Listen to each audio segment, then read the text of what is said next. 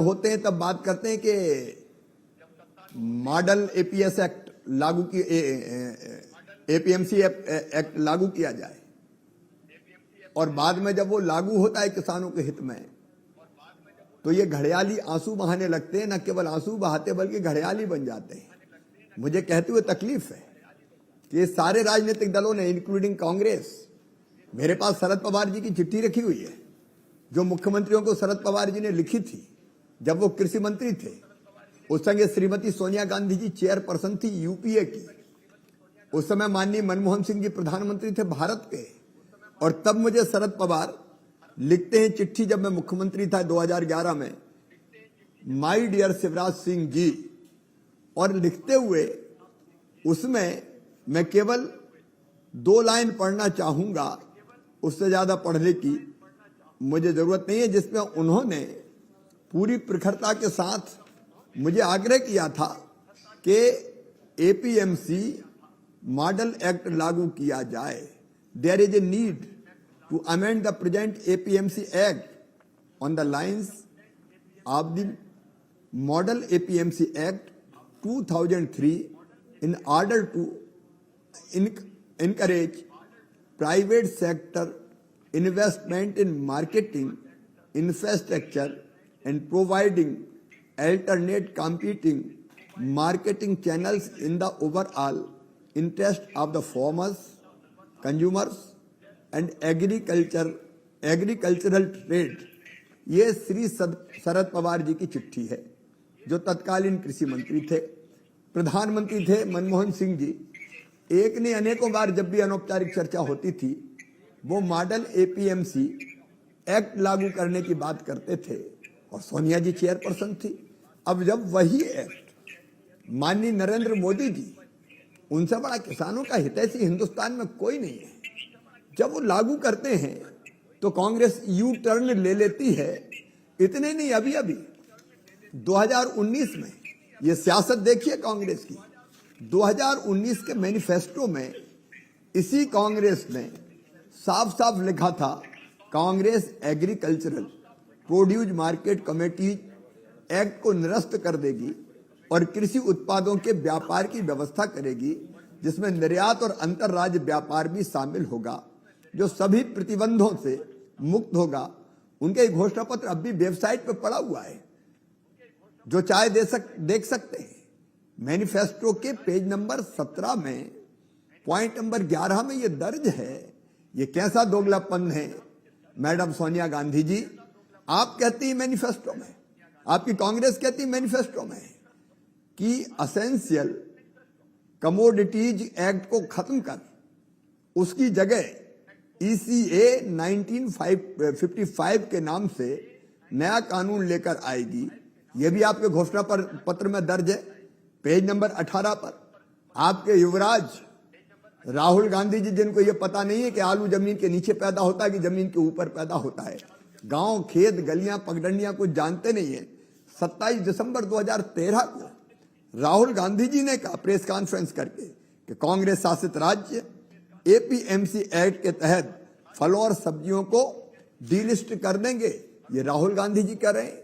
और अब ये दोगलापन देखिए, ये पाखंड देखिए और ये राजनीतिक अवसरवादिता देखिए कि वही काम किसानों के हित में जब माननीय मोदी जी ने कर दिया तो अब आप उसका विरोध कर रहे हैं, भारत बंद की बात कर रहे हैं। मैडम सोनिया गांधी जी, किसान भी समझ रहा है और देश भी समझ रहा है, आप देश में आग लगाना चाहती है। कांग्रेस देश को हिंसा की आग में झोंकना चाहते हैं और बाकी पार्टियां भी सियासत कर रही हैं। ये राष्ट्रवादी कांग्रेस पार्टी, जिसके नेता Sharad Pawar model APMC act लागू करने की बात करते थे, उनका दोगलापन। डीएमके, जो पहले समर्थन करती थी कृषि सुधारों का, आज विरोध कर रही है। डीएमके के साथ आम आदमी पार्टी के नेता अरविंद केजरीवाल बिना पैंदी का लौटा, जब चाहे बदल जाए। अभी अभी इनने 23 नवंबर को दिल्ली में यह कानून लागू हो गया, तब विरोध नहीं सूझा। अब सियासी रोटियां सेंकने के लिए अब ये दिल्ली की सड़कों पर निकल गए। स्वराज पार्टी के योगेंद्र यादव ये खुद कहते थे मोदी सरकार ने 3 साल पूरे, जब पहली बार 3 साल पूरे हुए थे, कि 3 साल पूरे हो गए लेकिन एपीएमसी एक्ट को लेकर कुछ नहीं कर रही, और जब कर रही तो उसका विरोध कर रहे हैं। समाजवादी पार्टी के मुलायम सिंह यादव ये पक्ष में थे। इन्होंने ये कहा था कि मंडियों में एपीएमसी की आलोचना करते हुए कहा था कि किसानों को नुकसान हो रहा है, इसमें बदलाव होना चाहिए। शिवसेना के भी यही विचार थे, टीएमसी भी यही कहती थी। और अब सबके सब पता है उनको कि नरेंद्र मोदी जी से मैदान में नहीं निपट सकते, मैदान में दम नहीं है, कुव्वत नहीं है कि मुकाबला कर सके। तो किसानों को भ्रमित करके एक आंदोलन जिसमें किसानों ने मना किया कि हमारे बीच में आने की जरूरत नहीं है, उस आंदोलन में जबरदस्ती शामिल होकर आग लगाने की कोशिश कर रहे हैं। इनकी सियासत, इनका झूठापन, इनका दोगलापन, दोमुहापन, इनका पाखंड आज पूरे देश के सामने आ गया है। जी शिवराज जी, आप क्या इस बात को इशारा कर रहे हैं कि जो किसानों के संगठनों की कुछ जेन्युइन बातें भी हो सकती थी, जिसको लेकर 5-6 दौर की बातचीत लगातार जारी है केंद्र सरकार के साथ में, अब सियासी दलों के कूद जाने से कहीं वो डिरेल हो जाएगा और पूरे इस विरोध को हाईजैक करने की कोशिश हो रही है राजनीतिक दलों के माध्यम से? देखिए, मैं सीधी बात ये कहना चाहता हूं, जहां तक किसान हैं, सरकार किसानों के साथ खड़ी है, खुले मन से सरकार बात कर रही है। और पूरे देश में आप देख लीजिए कहां आंदोलन है। मध्य प्रदेश में किसान संतुष्ट है, देश भर में किसान संतुष्ट है, लेकिन एक भी किसान अगर असंतुष्ट है तो हमारा मत है कि उससे चर्चा होनी चाहिए। अगर कोई भ्रम है तो वो भ्रम दूर किया जाना चाहिए। सिंधु बॉर्डर पर भी जो हमारे किसान भाई बैठे वो हमारे अपने हैं, उनके लिए दिल के द्वार भी खुले जी, चर्चा के द्वार भी खुले। कई बार सरकार ने चर्चा की है, कृषि मंत्री ने चर्चा की है, कल फिर चर्चा होने वाली है। और चर्चा करके अगर कोई शंका है तो उसका समाधान करेंगे, कोई समस्या है तो उसके समाधान के लिए भी रास्ता निकलेगा। लेकिन ये सियासी पार्टियां किसानों की आड़ में केवल देश में आग लग जाए, और कौन कौन शामिल हो गया इसमें? वो लोग जिनका खेती किसानी से कोई लेना देना नहीं है, ऐसे संगठन भी आगे जिनका खेती किसानी से कोई वास्ता ही नहीं है, वो भी केवल आग लगाने का काम कर रहे हैं, जिसको ये देश समझ रहा है। लेकिन जहां तक किसानों का सवाल है, मैं दावे के साथ कहता हूं, मैं भी किसान हूं जी, ये तीनों किसान जो बिल पारित हुए, कानून बने हैं, मैं नरेंद्र मोदी जी का अभिनंदन करता हूं। ये किसानों के हित में है। मैं पूछना चाहता हूं जी शिवराज जी, मैं एक चीज समझना चाहता हूं आपसे कि अगर मंडी के अलावा जी मंडी चालू रहेंगी, सर मैं समझना ये चाहता हूं आपसे कि मध्य प्रदेश वो राज्य है जहां पर गेहूं, किसान को केवल मंडी में क्यों, केवल जी मैं समझना ये चाहता हूं कि मध्य प्रदेश वो राज्य है जहां पर गेहूं उत्पादन इस मात्रा में रहा है कि आपके यहां उसके भंडारण की जगह कम पड़ जाया करती थी। आप केंद्र में चक्कर लगाते थे, यूपी सरकार के समय मैंने देखा है आपसे यहां बारदाना मांगे करते थे। ऐसे राज्य में एपीएमसी व्यवस्था किस प्रकार से किसानों के फायदेमंद है और ये नई व्यवस्था कैसे लाभकारी होगी, थोड़ा उसको भी संक्षेप में रख दें सामने। मैं आपको ये बताना चाहता हूं कि इस साल में मध्य प्रदेश ने 1,29,00,000 मीट्रिक टन से ज्यादा गेहूं खरीदा है मिनिमम सपोर्ट प्राइस पर। पंजाब से ज्यादा हमने खरीदा है, पंजाब का रिकॉर्ड मध्य प्रदेश ने तोड़ा है। तो एक तरफ हम एमएसपी पर, मिनिमम सपोर्ट प्राइस पर हम खरीदी सुनिश्चित कर रहे हैं, दूसरी तरफ हम मंडियां खत्म नहीं कर रहे, मंडी के इंफ्रास्ट्रक्चर को भी हम ठीक कर रहे हैं। मध्य प्रदेश में मंडी का जो शुल्क था वो 2 रुपए से घटा के हमने केवल 50 पैसे कर दिया है। लेकिन इसके साथ साथ हम दूसरा विकल्प भी किसान को दे रहे हैं। अगर किसान मंडी के अलावा घर में जाके अगर कोई व्यापारी उससे ठीक दाम देके खरीदता है तो क्यों ना खरीदे वो। अगर कोई प्राइवेट मंडी में खरीदता है, बेहतर दाम दे रहा है, तो किसानों के पास विकल्प क्यों नहीं होना चाहिए? हम वो विकल्प किसान को देने का काम कर रहे हैं। अगर कोई फूड प्रोसेसर, अगर कोई एक्सपोर्टर किसान से सीधे खरीदना चाहता है तो बिचौलिया क्यों बीच में आए? सीधे एक्सपोर्टर को ठीक दाम पे किसान क्यों ना बेचे? हम उस व्यवस्था का निर्माण कर रहे हैं। तो एक तरफ मंडी ठीक, मंडी का इंफ्रास्ट्रक्चर ठीक, दूसरी तरफ प्राइवेट मंडियां, दूसरी तरफ प्राइवेट व्यापारी को लाइसेंस दे रहे हैं। लाइसेंस पूरे प्रदेश में जाके वो कहीं भी खरीद सकता है जहां किसान और उसका खरीदी पर सहमति हो और ठीक दाम मिले। तो हम इस पूरी व्यवस्था को प्रतिस्पर्धी बना रहे हैं। देखिए, प्रतिस्पर्धी व्यवस्था अगर होगी तो मंडियां भी ठीक ढंग से काम करेंगी। नहीं, मंडियों में भी कई तरह की असुविधा का सामना किसान को करना पड़ता है। प्रतिस्पर्धा अगर होगी तो किसान को ठीक दाम मिलेंगे। प्रतिस्पर्धा व्यापारियों में भी होगी, प्रतिस्पर्धा प्राइवेट व्यापारी, प्राइवेट मंडी और मंडियों के बीच भी होगी तो ठीक प्रतिस्पर्धी रेट किसान को मिलेगा। तो चीजों के दाम बढ़ेंगे और फायदा किसान को होगा। इसमें किसी को क्या आपत्ति हो सकती है? जहां तक कॉन्ट्रैक्ट फार्मिंग का सवाल है, देखिए, अगर मुझे कोई कंपनी, कोई व्यापारी अगर आता और कहता है कि आपका सोयाबीन आप बो मैं 4,000 रुपया कुंटल खरीदूंगा। अगर मुझको लगता है कि 4,000 रुपया में मुझे फायदा है और मैं बोने के पहले ही उससे समझौता कर लेता हूं, तो मुझे एश्योर रेट, ये रेट मिलेंगे, एश्योर हो गया, मैं निश्चिंत हो गया। जब सोयाबीन आएगा मैं उसको बेच दूंगा। उससे कम कीमत पे भी अगर बिकेगा तो व्यापारी बाध्य है जो समझौता हुआ उस दाम पर खरीदने के लिए, उस दर पर खरीदने के लिए। और अगर कीमत अप्रत्याशित बढ़ गई तो उसमें इस बात का भी प्रावधान है कि वो फिर कॉन्ट्रैक्ट फार्मिंग की एक धारा के अंतर्गत कि उस कॉन्ट्रैक्ट से, उस समझौते से बाहर हो सके। इसमें दिक्कत क्या है जी। हम इस व्यवस्था को मध्य प्रदेश में कर रहे हैं। और जहां तक लिमिट का सवाल, स्टॉक लिमिट का, क्यों स्टॉक लिमिट होनी चाहिए साहब?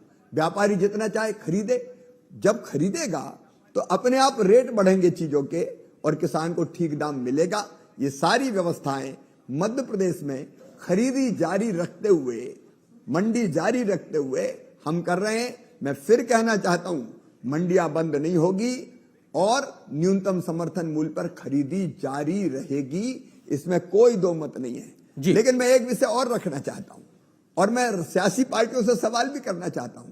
अरे नरेंद्र मोदी जी वो प्रधानमंत्री है जो दूरगामी भी सोचते हैं, लॉन्ग टर्म प्लानिंग भी करते हैं किसानों के हित में, गरीबों के हित में, और शॉर्ट टर्म प्लानिंग भी करते हैं। कब किस सरकार ने, कोई बता दे, इतना पैसा किसान के खाते में डाला था? अरे ये नरेंद्र मोदी जी हैं जिन्हें कोरोना काल में 4.2 लाख करोड़ रुपया 3 करोड़ किसानों को रियायती ऋण के रूप में दिए। कभी यूपीए ने दिया इतना पैसा? ये नरेंद्र मोदी है जिन्हें प्रधानमंत्री किसान सम्मान योजना के अंतर्गत 94,000 करोड़ रुपया किसान के खाते में सीधे डालने का काम किया है। ये कांग्रेस घड़ियाली आंसू बहाती है। मध्य प्रदेश में तो किसान, प्रधानमंत्री किसान सम्मान निधि की सूची तक इन्हें नहीं भेजी थी दिल्ली, और किसान वंचित रह गए थे उस राशि से।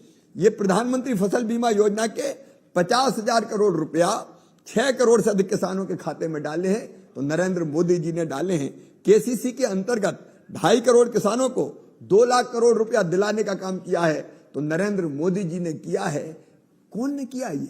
और जहां तक मिनिमम सपोर्ट प्राइस पर खरीदी का मामला है, सोनिया गांधी जी आपको जवाब देना चाहिए। आपके राज्य में कितनी खरीदी होती थी? आज एमएसपी पे घड़ियाली आंसू बहा रही हैं आप। यूपीए के समय 2009 से 2014 तक आपने 2,06,000 करोड़ रुपए की कुल खरीदी की थी, लेकिन जब से प्रधानमंत्री नरेंद्र मोदी जी है 4,95,000 करोड़ रुपए की खरीदी की है। 240% की वृद्धि हुई है। ये मैं धान की बात कर रहा हूं। जहां तक गेहूं का सवाल है, यूपीए के कार्यकाल में 2009 से 2014 तक खरीदी की जो कीमत थी 1,68,000 करोड़ रुपया थी। प्रधानमंत्री जी के नेतृत्व में 2,97,000 करोड़ रुपए की खरीदी आज वर्तमान केंद्र सरकार ने की है। दलहन का जहां तक सवाल है, यूपीए की सरकार में केवल 645 करोड़ रुपए की खरीदी हुई थी, लेकिन धन्य नरेंद्र मोदी जी की सरकार 49,000 करोड़ रुपए की खरीदी करके और एमएसपी का मूल्य किसानों को देने का चमत्कार किया है। तिलहन और कोपरा पे खरीदी केवल यूपीए ने की थी 2,460 करोड़ रुपया, लेकिन नरेंद्र मोदी जी की सरकार ने 25,000 करोड़ रुपए की खरीदी की है। ये खरीदी जारी रहेगी किसानों के हित में, लेकिन सियासी पार्टियां केवल किसानों को भड़काने का काम कर रही है। मैं एक बात और आपसे कहना चाहता हूं जी, नरेंद्र मोदी ऐसे प्रधानमंत्री है जिनने बड़े किसानों के साथ छोटे किसानों के हित का भी ध्यान रखा है। आप देखिए मिनिमम सपोर्ट प्राइस पर कितने प्रतिशत किसान बेचने आते हैं। मध्य प्रदेश में 80 लाख किसान हैं, उनमें से 15 लाख किसान, 14 लाख किसान मिनिमम सपोर्ट प्राइस पर अपना उत्पाद बेचते हैं। बाकी किसान छोटे छोटे हैं, आधा एकड़ का, 1 एकड़ का, उनका उत्पादन इतना होता ही नहीं है कि वो मिनिमम सपोर्ट प्राइस पे बेचने मंडी जा सकें, खरीद केंद्र पर जा सकें। क्या ऐसे किसानों का ध्यान नहीं रखा जाना चाहिए? क्या ऐसे किसानों की हितों की चिंता नहीं होनी चाहिए? ये नरेंद्र मोदी जी की सरकार है जिसने इन छोटे किसानों का ध्यान रखा और प्रधानमंत्री किसान सम्मान निधि जैसी योजना बना के सीधे इनके खाते में पैसा डाला। और मध्य प्रदेश ने 6,000 में 4,000 और जोड़ के 10,000 रुपया उसको किया। क्या इन किसानों का ध्यान नहीं रखा जाना चाहिए? क्या जिस किसान के पास 5 क्विंटल बेचने को है उसको नहीं जाना मंडी, उसको घर पे बेचना है क्योंकि लाने और ले जाने में उसका खर्चा होता है, तो क्या उसको ये विकल्प नहीं देना चाहिए? मोदी जी ऐसे नेता हैं जो इन सब चीजों का ध्यान रखते हैं और एक जिद, जुनून और जज्बा उनके दिल में है किसानों और गरीबों के लिए कैसे बेहतर अवसर उपलब्ध करा सकें, खेती को लाभ का धंधा बना सकें, गरीबों को न्याय दे सकें, इसका। शिवराज जी, किस तरीके से देखा जाए, अगर मध्य प्रदेश के सापेक्ष में बात की जाए तो रिकॉर्ड एमएसपी पे सरकारी खरीद हुई है, तो वहीं मंडी व्यवस्था लगातार बंद करने को लेकर जो भ्रम की स्थिति बनी हुई है, उसको लेकर विरोध मध्य प्रदेश या अन्य राज्यों में इतना क्यों मुखर नहीं है, महज पंजाब तक ये सीमित क्यों है? इसकी क्या वजह देख रहे हैं? और जो एक कुछ स्थिति बनी हुई है भ्रम को लेकर, क्या और किए जाने की जरूरत है इस भ्रम को दूर करने के लिए? देखिए, मध्य प्रदेश जैसे राज्य में जो केंद्र सरकार की योजना है प्रधानमंत्री जी की, वो हमने बेहतर लागू करने का काम किया। मैं एक ही उदाहरण देता हूं, ये कांग्रेस सियासी आंसू बहा रही है। जब मैं मुख्यमंत्री बना उसके पहले श्री कमलनाथ जी मुख्यमंत्री थे, उन्होंने 2200 करोड़ रुपया प्रधानमंत्री फसल बीमा योजना के प्रीमियम के जमा नहीं किए। किसानों को पैसा नहीं मिला था, हमने आते ही 2200 करोड़ रुपया जमा किए, 3100 करोड़ रुपया किसान के खाते में डाल दिए। फिर 2019 की खरीफ और रबी की फसल का भी प्रीमियम जमा करके 4688 करोड़ रुपया फिर किसान के खाते में डाल दिए। खरीद लगातार जारी है, मंडी इंफ्रास्ट्रक्चर हम ठीक कर रहे हैं, और किसानों को हमने ठीक ढंग से बताया कि ये किसान बिल तीनों के तीनों किसानों के हित में है। मैं मानता हूं कि पूरे देश में बहुत भ्रम की स्थिति नहीं है, लेकिन ये सियासी पार्टियों ने ही किसानों को भ्रमित करने का प्रयास किया है। लेकिन सरकार लगातार, हमारे पंजाब के भाई बहन हमारे अपने भाई बहन हैं, उनके लिए सरकार के दिल में पूरा स्थान है। लगातार सरकार उनसे चर्चा कर रही है, वार्ता कर रही है, कल फिर चर्चा होने वाली है। अगर कोई शंका है तो उसका समाधान निश्चित तौर पर किया जाएगा जी। और उनकी हर समस्या अगर कहीं कोई स्थान विशेष पर भी आती है तो उसका समाधान भी हम करेंगे। शिवराज जी, एक महत्वपूर्ण चीज और आपसे समझना चाहेंगे कि आपने तमाम दलों का जिक्र किया, एक तथ्य और भी अभी पब्लिक डोमेन में सामने आया, वो है तृणमूल कांग्रेस की को लेकर, क्योंकि ममता बनर्जी ने समर्थन किया इस पूरे विरोध और बंद को लेकर, और उनका 2011 का मैनिफेस्टो भी ये कहता है कि इस प्रकार के जो कृषि प्रावधान आप लोगों की सरकार लेकर आई है उसके वो समर्थन में थे। 2011 में इस बात को वो अपने घोषणा पत्र में लिखते हैं। क्या कहना चाहेंगे उनके इस विरोध को लेकर? देखिए, 2011 में समर्थन में और अब विरोध में ममता जी घबराई हुई हैं, सियासी जमीन खिसक रही है, भाजपा का मुकाबला मैदान में कर नहीं सकती, और इसलिए कैसे भी भारतीय जनता पार्टी के विरोध में कुछ ना कुछ माहौल खड़ा करो, अराजकता फैलाओ, भ्रम फैलाओ। ये सस्ती राजनीतिक रोटियां किसान आंदोलन की आड़ में सेंकने का असफल प्रयास है ममता बनर्जी जी का। मैं ममता दीदी से कहना चाहूंगा, कम से कम ऐसी घटिया राजनीति मत करो। 2011 में ठीक था, आज खराब हो गया।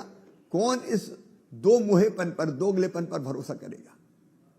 जी शिवराज जी, देखा गया किसानों के इस मुद्दे को कैश करते हुए तमाम राजनीतिक दल एक विपक्ष को लामबंद करने का भी प्रयास कर रहे हैं। आपको लगता है कि वो भी एक राजनीति का हिस्सा इस पूरे विरोध प्रदर्शन के पीछे देखने को मिल रहा है?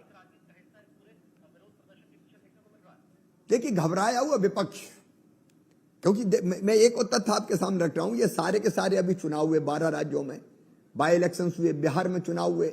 ये चुनाव कब हुए? मध्य प्रदेश में चुनाव हुए। मध्य प्रदेश में तो आम चुनाव ही जैसा था, आखिर सरकार का सवाल था। हम हार जाते उपचुनाव 28 सीटों पे तो हम सरकार में नहीं रहते, और इसलिए जिस समय ये चुनाव हो रहे थे उस समय ये तीनों कानून बना दिए गए थे। अगर किसान इनके खिलाफ होता तो मध्य प्रदेश में हम शानदार सफलता कैसे प्राप्त करते? यूपी में 7 में से 6 सीटें जीती, गुजरात में सारी की सारी सीटें जीत ली, तेलंगाना में हमने खाता खोल दिया, एक नहीं कई राज्यों में हम चुनाव जीते, बिहार में हमने सरकार बनाई। अब ये सारी सियासी पार्टियां ये मानती है, राजनीतिक दल ये मानते हैं, जो हमारे विरोधी है, कि उनकी दाल भारतीय जनता पार्टी के सामने गल नहीं रही, तो खिसियानी बिल्ली खंबा नोचे, जहां मौका मिल जाए वहीं घुस जाओ और आंदोलन में ऐसी परिस्थिति पैदा कर दो। मुझे याद है इस कांग्रेस ने मध्य प्रदेश में भी पहले यही किया था। मध्य प्रदेश में आंदोलन की आड़ में आग लगा के गोली तक चल गई थी, और कांग्रेस के नेता भड़काते हुए दिख रहे थे, कई न्यूज चैनल्स ने उनको दिखाया है। तो ये विरोधी दलों की ये साजिश है कि मोदी जी की लोकप्रियता का मुकाबला केवल आग लगा के, भ्रम फैला के, असंतोष पैदा करके करें, लेकिन ये कभी कामयाब नहीं होने वाले। जी शिवराज जी, आप एक मुख्यमंत्री के तौर पे आपने मध्य प्रदेश को उत्पादन के लिहाज में रिकॉर्ड स्तर तक ले गए हैं, जिसकी चर्चा देश विदेश तक में होती है। आपको लगता है कि बहुत बड़े रिफॉर्म्स की जरूरत जिनको महसूस की जा रही थी पूरे कृषि ढांचे को विकास के लिहाज से, उस लिहाज से ये तमाम कानून जो नए प्रावधान है कितने फायदेमंद साबित होंगे? एक मुख्यमंत्री के तौर पर आप किस तरह से देखते हैं किसानों के भविष्य के लिहाज से कैसे फायदेमंद? निश्चित तौर पर केवल पुराने कानूनों से आप खेती को लाभ का धंधा नहीं बना सकते। नरेंद्र मोदी जी दूरदर्शी प्रधानमंत्री हैं। अब देखिए, अभी कोरोना काल में आत्मनिर्भर भारत का मंत्र दिया प्रधानमंत्री नरेंद्र मोदी जी ने, और 1 लाख करोड़ का एग्रो इंफ्रा फंड देश के किसानों को दिया, 1 लाख करोड़ का, जिसमें से 7,000 करोड़ से ज्यादा मध्य प्रदेश को मिलेंगे। हम वेयर हाउस बनाएंगे, कोल्ड स्टोरेज की चैन बनाएंगे, मध्य प्रदेश को लॉजिस्टिक हब बनाएंगे, एफपीओज को हम आंदोलन का स्वरूप देंगे। ये प्रधानमंत्री जी की सोच है कि अकेला किसान कई बार व्यापारी से उतना मोल भाव नहीं कर पाता, और अकेले की इतनी क्षमता भी नहीं रहती कि अपने उत्पाद को बाहर बेचे। इसलिए एफपीओज बना के, हम किसानों का समूह बना के, हम अपने उत्पाद को एक साथ लाके बाहर भी एक्सपोर्ट भी कर सकते हैं। हम अपने यहाँ भी ठीक दामों पर बेचने का काम कर सकते हैं। हमारे यहाँ एफपीओज बने मध्य प्रदेश में, और संतरे का मालवा फ्रेश एक ब्रांड बना लिया। अब अकेला किसान बेचने नहीं जाता, किसानों का समूह बेचता है तो ज्यादा प्रतिस्पर्धी मूल्य, उसको ज्यादा दर मिलती, ज्यादा रेट मिलते हैं। वैसे ही फल और सब्जियों के लिए जो किसान एक्सप्रेस ट्रेन चलाई ताकि अपने फल और सब्जी को लोड करके दूर भेज के ठीक दाम मिल सके, ये प्रधानमंत्री नरेंद्र मोदी जी ने किया। अब कोल्ड स्टोरेज की चैन बनेगी तो फल और सब्जियां जल्दी खराब नहीं होगी, ये प्रधानमंत्री नरेंद्र मोदी जी कर रहे हैं। तो हमको चौतरफा प्रयास करने पड़ेंगे, 4 उपाय हमको करने पड़ेंगे जो नरेंद्र मोदी जी कर रहे हैं। नंबर 1, उत्पादन बढ़ाना पड़ेगा, और उत्पादन बढ़ाने के कई उपाय भारत सरकार, मध्य प्रदेश की सरकार मिलकर कर रही है, बाकी राज्य सरकारें भी कर रही है। दूसरे, उत्पादन की लागत कम करनी पड़ेगी। अब उत्पादन की लागत कम करने के लिए मिट्टी परीक्षण करवा के, ये प्रधानमंत्री नरेंद्र मोदी थे जिनने तय किया कि कौन सी खाद कितनी मात्रा में जरूरी है, उतनी डालो, नहीं पता नहीं किसान कितनी खाद डालता रहता था। अलग अलग पद्धतियां आई, मैकेनाइजेशन खेती का हुआ, जिससे उत्पादन की लागत घटी। तीसरा, उत्पादन के ठीक दाम देने पड़ेंगे, और इसके लिए आज की पूरी कवायद है। तीनों नए कानून इसलिए है कि किसान को उत्पादन का ठीक दाम दे सकें, किसान टिक पाए प्रतिस्पर्धा में। छोटे छोटे किसान को खाद और बीज की व्यवस्था ब्याज पर पैसा लेकर ना करना पड़े, इसलिए प्रधानमंत्री किसान सम्मान निधि का कार्यक्रम प्रधानमंत्री जी ने लागू किया। और इसलिए किसान को उत्पादन की ठीक लागत मिले। तीसरी चीज है उत्पादन, अगर किसान ने जो चीज उत्पादित की है तो उसमें अगर कोई नुकसान हो जाता है तो किसान को नुकसान की भरपाई की जाए। प्रधानमंत्री फसल बीमा योजना इसी के लिए है कि नुकसान की भरपाई उसको कर दी जाए। तो उत्पादन बढ़ाना, उत्पादन की लागत घटाना, उत्पादन के ठीक दाम देना, और नुकसान हो जाए तो उसकी भरपाई करना, ये 4 प्रयास प्रधानमंत्री जी ने पहले किए। और 5वां प्रयास जो सबसे क्रांतिकारी है, प्रतिस्पर्धी दरें मिले, ठीक दाम किसान को मिले, और इसलिए मॉडल एक्ट एपीएमसी का लागू करना ताकि किसान को और प्रतिस्पर्धी रेट मिल सके। इंफ्रास्ट्रक्चर का विस्तार करना, एक नहीं अनेकों कदम उठाए गए, इससे किसान की जिंदगी बदल जाएगी। मैं सच कहता हूं, लॉन्ग टर्म में किसान की आय निश्चित तौर पर दुगनी होगी, ये मेरा विश्वास है, और अभी भी आय बढ़ रही है। जी, एक अंतिम सवाल शिवराज जी, वो आपसे समझना चाहूंगा कि जो विरोध है उसके पीछे एक तथ्य को भी दिया जा रहा है कि मंडियों के माध्यम से मिलने वाला टैक्स भी कहीं ना कहीं एक विरोध का कारण बन रहा है, कि एक संभावना दी जा रही कि साहब ये भी कम हो जाएगा तो राज्य सरकारों की जो है आय में असर पड़ेगा। एक मुख्यमंत्री, मध्य प्रदेश ऐसे राज्य के मुख्यमंत्री होने के नाते इस तथ्य को लेकर आप क्या कहना चाहेंगे? अरे हमने तो खुद मंडी का रेट घटा दिया, मंडी शुल्क हमने घटा दिया, 50 पैसे कर दिया। हम केवल हमें पैसा मिल जाए राज्य सरकार को, इसलिए किसानों के भविष्य को हम अंधेरे में धकेल दें, ये कैसे होगा? आय बढ़ाने के और 17 तरीके हो सकते हैं, उसके प्रयास किए जाने चाहिए। रिसोर्सेज कैसे मिले राज्य को, इसके और उपाय निकालने चाहिए। केवल किसानों के उत्पादन के आधार पर ही हमारी आय बढ़ जाए, ये प्रयास हम काय के लिए कर रहे हैं? अरे हम किसान के हितैषी है या केवल अपना खजाना भरने का सोचते हैं? अगर आप कल्पनाशील मस्तिष्क के धनी हैं तो दूसरे रास्ते रिसोर्सेज के निकल आएंगे। मुझे मिलता था अभी मंडियों से मंडी टैक्स लगभग 1300-1400 करोड़ रुपया, अब वो घट के हो जाएगा केवल 300 करोड़, क्योंकि हमने 300-400 करोड़, क्योंकि हमने 25% ही रहने दिया, 50 पैसा कर दिया। क्या मैं केवल किसान के उत्पाद से ही शुल्क प्राप्त करने का सोचूं? दूसरे रास्ते उसके लिए निकाले जा सकते हैं। जी शिवराज जी, बहुत बहुत शुक्रिया, अपना कीमती वक्त हमारे साथ